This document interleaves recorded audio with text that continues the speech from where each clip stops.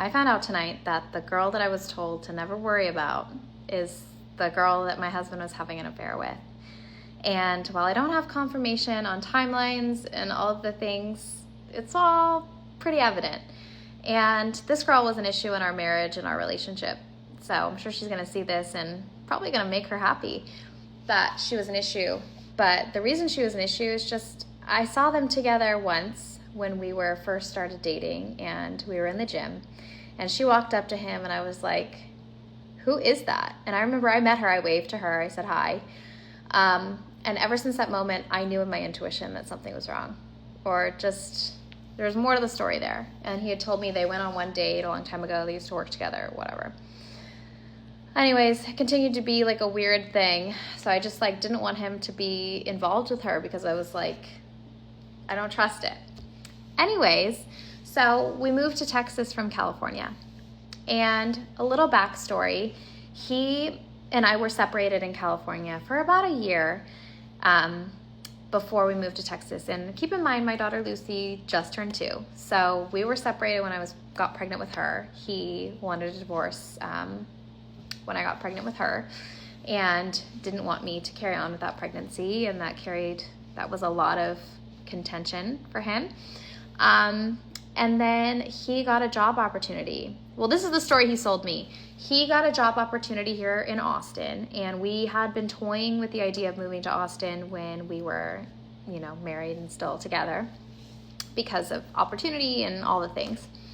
So the opportunity came up, and he was like, we have to move. We have to move. We have to take advantage of this opportunity. If we don't, we're never going to make it in Santa Cruz. We're never going to make it in California. We're going to be broke forever and blah, blah, blah, blah. And okay. And he was like, I know you want to be a stay-at-home mom. So he played into that card. He said, if you move to Texas with me, you can be a stay-at-home mom. And I was like, okay. And he's like, I promise I'll change. I'll be better. And I wanted nothing more. I just had a baby. I'm freshly postpartum. I think Mateo was 2 at the time. I just was trying to survive, and I was trying to run my business and be with the kids and do the whole thing, and nothing sounded better than to just have my husband back and be at home with the kids. Are you kidding? That's the dream. And so I freaking, against my better judgment, moved to Texas. His entire family is here. My entire family is back home. So I left my business, my family, my friends. I was born and raised in Santa Cruz County. I lived there my entire life. Everything I had to my name was there. So I got rid of everything. I paid off all my debt. I drained my bank accounts. I had nothing, which stupid, I know, but I just wanted to keep my family together. So I moved to Texas with my soon-to-be ex-husband.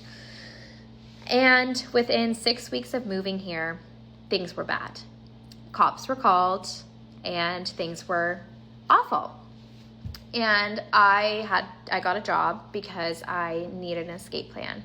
And once he realized that I had an escape plan, things got worse. And I'm realizing now that this girl that I met tonight, I knew who she was. I know her. I'm very aware of her. She's very aware of me. Hi, Jenny. I'm realizing now that this girl has been around our entire marriage. You cannot convince me otherwise. Timeline for you guys. I moved out here in September, beginning of September. He moved out here in the beginning of August. And because I had to wrap things up. And I am convinced that he was already with her when I moved out here. And just by the way he was acting and stuff. And I am also convinced that they were together back home while we were married and while we were separated. And even when we were separated, we were still together, if you catch my drift. Babies don't get made out of nowhere. Here I am in Texas with no friends or family. Of course, I've made some friends along the way, but none of my people are here. He has started this life playing house with this woman. And tomorrow my son is turning 4, and this woman will be spending my son's birthday with him. And that's just fan-fucking-tastic. And I don't care what my ex does. If he wants to have a relationship on his time, by all means, do your thing. I'm trying to do the same at some point. Fine. But what gets me is we are not even legally divorced yet. Like, yes, date. We're separated. Like, we can date other people. That's very clearly established between us. But bringing them around the kids and playing house with someone, anybody, is wrong. And I am hurt because I was lied to. I am hurt because I left everything that I had and that I had worked so hard to build to move here for him and for our family. And he was lying to me all along. And that sucks. That really sucks. I am just hurt. I'm hurt. And that's okay. Like, I don't want that man back. No take backs, Jenny.